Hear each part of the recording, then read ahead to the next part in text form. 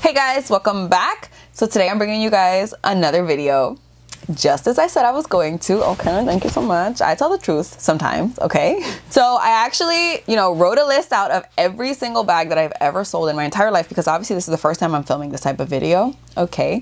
So I wrote a list and there are 28 bags on this list. I have sold 28 bags. Just my own bags. I mean, I've sold a couple of my mom's bags for her, but just of my own bags, I have sold 28 bags. So we are breaking this up into two parts because I am not about to sit here for 45 minutes and just talk about bags that I've sold. Okay. Well, I might still do it, but you're not going to do that. So I'll split it up into two. So for today's part one, we are going to be talking about Louis Vuitton, Bottega Veneta, Fendi, and Balenciaga. And then part two of the video is going to focus on Gucci, Chanel, Dior, Celine, YSL, and Jacquemus. So that's what's happening there. So enough of that. If you guys want to see all of the bags that I have sold ever since I was alive, then please just keep on watching. But wait, you guys already know what I'm going to say. If you're not already subscribed, explain yourself, okay? I am doing a really good job of being consistent these days. I've posted, this will be my third whole video. Thank you so much. All right, let's roll into this video, shall we? Because we have so many damn bags to talk about. So let's start this off with Louis Vuitton, because Louis Vuitton is the biggest chunk of these 14 bags that we're about to talk about. I have sold 8 Louis Vuitton bags in my life. Let me move over a little, excuse me, sir, so that I can put, pictures of the bag that I'm talking about. If I have pictures of me with the bag on Instagram, then I'll just pop it right here. But the first bag that I want to talk about is the Alma Bb. I think I literally had 3 bags in my collection when I bought this bag. I had my Louis Vuitton Neverfull, my Speedy, and then my third one was the Alma Bb. I really loved that bag. I had it in the Damier Ben, and I did heat stamp a little K on the little clochette there. I loved that bag, but I'm gonna be honest with you. The reason I sold the majority of these Louis Vuitton bags that I'm about to talk about is because I got so sick of Monogram, of brown bag. I was over it, okay? So that's kind of why I ended up selling all of these bags. But the Alma Bb, I kind of felt was very casual. Like, in my opinion, the one that I had at least, it felt very casual. And as my style started evolving, and you'll see that with a couple of these bags, I kind of I'm not really that casual of a dresser. Like, this is the most casual that I will dress, and that's because I'm not going anywhere today. Along with that, like I mentioned, I had a Neverfull and I had a Speedy. Both of those bags did go. My Neverfull was in Monogram with the red interior. I specifically wanted the red interior, and that was actually my first ever designer bag, was that Neverfull. And it was, did I say it was in the MM size? It wasn't the MM size. So I sold that because that is just not my vibe anymore. I bought that when I was still in college, and I used to like throw everything in there. I had notebooks, folders, pens, like water, so much stuff in that bag. And that's just not what I do anymore. Obviously, I'm not in college anymore. I am almost 29. Even though I'm a mom, I just don't use that bag. For my baby bag, I always used an actual baby bag. After college, I really never used the Neverfull again. And the Vachetta, this is one thing that I will say, and this is gonna be kind of repeated throughout this whole Louis Vuitton section. I do not like Vachetta. I do not like Vachetta. I do not like Vachetta, okay. Kind of going along with that, the Speedy that I had, it was a Speedy 30 and Damier Ben with the bandolier strap. That was my second designer bag ever. And again, I was just over it. I didn't want to look at Damier Ben anymore. I didn't want to look at Monogram, and that bag, the Speedy 30, is huge. Like, at the time when I was getting it, I was like, oh, like, let's get the in-between size, because in my mind there was the 25, the 30, and the 35. I didn't think about like a 40 or anything like that. And so I was like, let's just get the best of both worlds. Let's get the 30. 30 is just too big. It's just like awkwardly too big, if that makes sense. I don't know. It looks like it's trying to be a 35, but then it's kind of just like not making the cut. I don't really like bags that have absolutely no structure, which the Speedy has no structure at all. Like, it's just literally an empty pit, and then it just like completely sags, and I don't like that at all. So that is why I got rid of that. On the same boat, I also had a Nano Speedy. Now the Nano Speedy, I loved that bag, and that was obviously before they added the detachable strap feature on that. I kind of still prefer the version that I had, but I did love that bag. But Do you know how much vachetta is on the Monogram Nano Speedy? It's a lot. It's a lot of vachetta. And every day I was worried about it getting like more honey colored or like getting stains on it because, you know, God forbid it rains when you're outside with your designer handbag. It's just like, it's a problem. I ended up getting rid of it. I have had no regrets, but I will say that Elver did go through a lot to get me that bag. So like it hurts me like a little bit, but I bought better bags, so it's okay. I also had the Pushup Matisse in Monogram. That bag I got when I was pregnant with Alana, and I probably sold it a couple of months ago. No, maybe like the end of 2021 I sold it. So I had it for a good amount of time. That was like 4 years. I did really like that bag. The opening was kind of annoying on that, I have to say. Like every time I would try to close it, I don't carry a lot of stuff with me, okay? So every time I would try to close that bag, it was like a little empty, so it would never actually fully lock. Like it would never click, you know what I'm saying? So that was actually really annoying. And again, the vachetta, I had a lot of watermarks on that one, I will say that. The vachetta on the actual like little top handle bit, there was watermarks on that, because I definitely was in the rain with that bag. I also sold my Palm Springs Mini, which is another bag that I was obsessed with. Oh my God, I loved that bag, but I don't really use a backpack style anymore. Again, it's more of a casual vibe, and when I go out, like I go out. I'm like, I'm in a dress, I'm in heels, I'm trying to look cute if I'm going out. It doesn't really match with my style anymore. It didn't really feel like something I ever gravitated towards. It kind of just felt like I was keeping it because I was keeping it, because everybody loves the Palm Springs Mini, which I don't not love the Palm Springs Mini. It's just not something that I need to keep in my collection, if that makes sense. So she had to go. I also sold my multi-pochette accessoire, okay? I actually never liked that bag, and I mean, I blame myself for this. I never liked the multi-pochette. When I first saw it out, I was like, what is this? And I do also have the re-edition from Prada, but this bag I absolutely love, and I would never, ever, ever, ever, ever sell this. This is like one of my favorite bags ever. I got this one first though, and since I loved this one so much, I thought, let me get the Louis Vuitton one, even though I do not like the way that that looked. I was influenced, I bought the bag, and I wore it, I think, a total of 2 times, and I hated it. I hated it. First of all, I didn't like that there was 2 pouches. That's the main issue that I had with it.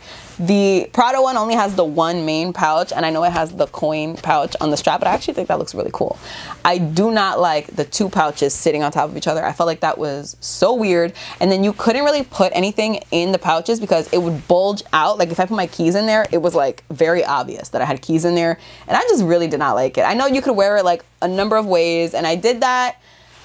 I just didn't like it. I never liked it. I had it with the khaki strap, by the way, so sold that almost immediately. The last one from Louis Vuitton that I sold is the mini boîte chapeau.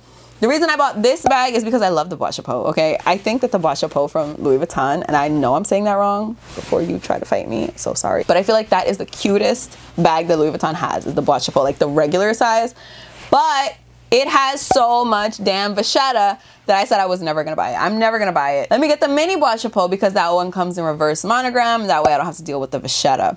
I did like that bag, but that bag is so tiny. It was just itty bitty, and I was like, I paid how much money for this little? Absolutely not. So we sold it again. I didn't want any monogram pieces like anymore. I don't know if I had like PTSD from having so many monogram pieces in the beginning of my luxury collecting, whatever you want to call it. I didn't want it anymore. We are going to talk about Bottega Veneta next. I had 2 Bottega Veneta bags that are obviously no longer in my collection, and I do have to preface this by saying when they kind of started gaining popularity and I started seeing them all over Instagram, I was not very interested. I was kind of just like, why do people like these bags? But again, something that you'll notice, I get influenced, okay? It's a thing. I think we all do it. We just don't all admit it, okay? So I got influenced and I started to really love the mini Jody. I went for, I believe the color was sandalwood. I loved that bag. I still think that that is a beautiful, beautiful bag, but my problem with it and my problem with the next bag, it's gonna be the same problem. They're very trendy. I feel like if I'm gonna spend thousands and thousands of dollars on a bag, I want it to be something that I can wear forever, and then, you know, maybe even give to Alana when she gets older, much older, because she's right outside that door. So if she hears that, she will come just raid my bag collection. So that's kind of why I felt like it wasn't gonna stand the test of time. Like, I enjoyed it while I had it, and the color that I had it in was so gorgeous. It was kind of annoying to get in and out of. That is very true. Same thing with the cassette bag that I had that was in the black color. And it wasn't the chain cassette, which I honestly never liked the chain cassette. The thing that bothered me was the trendiness factor of it. I just felt like even if I still had it to this day, like I almost see nobody wearing Bottega right now. Everybody's wearing Balenciaga. So it's like if I'm buying a trend bag, like I want to get out of it and get my money's worth while I still can, while the trend is still there, so that, you know, now I feel like if I was to sell it now, I would get a lot less for it, for both of the pieces, because it's not so much of a trend anymore. Does that make sense? I feel like it makes sense. Since I mentioned Balenciaga, let's just roll right into Balenciaga, shall we? I have had 2 Balenciaga bags, 3-ish. It's like 2.5. So the 2 bags that I have had are, well, I'll talk about the one that I liked more out of the 2. The Nano Speedy bag in white, croc, emboss. I was actually really scared before I got that bag because it was white. That was my first white bag ever. And I have 2 small children. And so I don't trust myself with white bag. I mean, besides the fact that I have 2 small children, I'm a messy person myself without the 2 small children. So I was nervous. But that bag, I feel like could have never gotten dirty. And if it did, the material that it was made out of, like the leather, was so like hard wearing. You could feel it. Like when you feel the bag, you could feel that it was hard wearing. You could probably have just wiped it right off and just kept living your life. I did really like that bag, but again, with Balenciaga, the trendiness factor it's huge. You know, Balenciaga and Bottega are probably 2 of the trendiest brands, especially at the moment. And so even though I really liked having a white bag, I just felt like that was not the white bag that I wanted to keep in my collection. Also, it had a lot of stuff dangling from the bag, like a lot of stuff. So we ended up selling her, and no regrets there. I mean, honestly, I've never really regretted any of my bag selling adventures. I've never regretted selling any of my bags. That's the proper English way to say that sentence. The other Balenciaga bag that I had that is no longer in my collection is the XXS extra small vial. I don't know how to say that. VILLE. That bag. I had that in red. Honestly, the reason I ended up buying that bag was because I saw so many influencers with that bag, and I'm sure that they were gifted it. Thinking back, like there's like a 100% chance that they were gifted those bags, but I was influenced, okay? It literally is just an Alma Bb that says Balenciaga on it. So I kind of looked at it one day and was like, so the last brand that we're going to talk about today is Fendi. I had 2 Fendi bags. One you probably never saw. So the first one is the Fendi Zuka tote. I really don't know if that's what it's called. I'll see if I can find a picture of it and I'll post it here, because I know there is no way that I have a picture with this bag. I bought this bag. Oh my gosh. This was actually my second bag.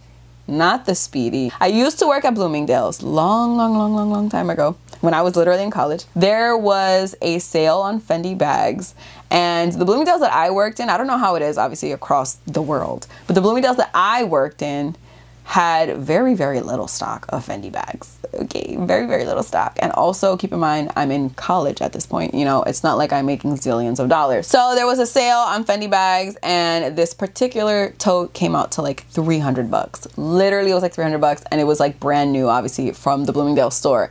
So I could not pass up. I could not pass up on this. I bought it and I wore that thing to death. I wore that bag, and I literally sold it for probably the same 300 bucks that I paid for it. Now that vintage is like back in, you know, everybody wants vintage bags. The other bag that I had was a mini baguette, and let me tell you about this mini baguette, okay? This was like a dual strapped, how would you say that? Like a convertible baguette.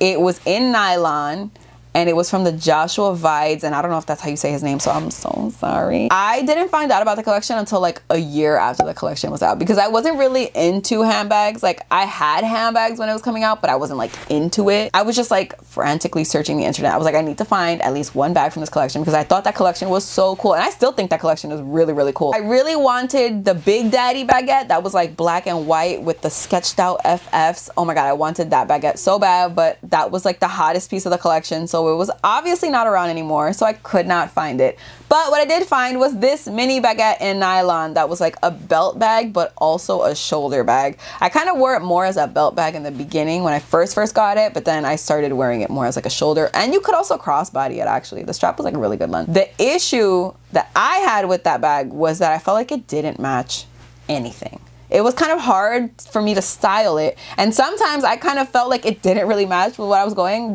wearing, but I would still wear it just because like I had to wear it. It was my bag. Like, what am I gonna do, not wear it? That was really my issue. But I think if I was to come across that baguette, I would still think about it. I don't have any Fendi bags left in my collection, but I would think about it. So that is it for the 14 bags that we're gonna go over today. The other 14, I'm gonna go over the brands again, just so you know. We are gonna go over Gucci, Chanel, Dior, Celine, Saint Laurent, and Jacquemus in my next video. So definitely subscribe so you don't miss that, in case you're interested in hearing my thoughts on any of those brands.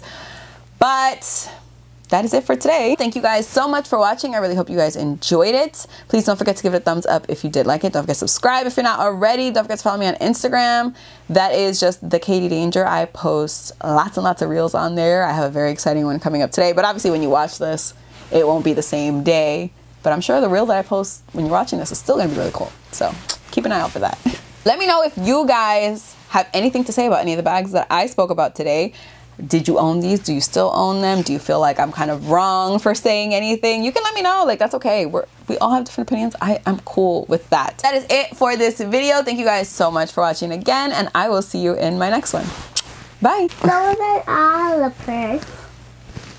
But they get to see them. And those are all shoes too.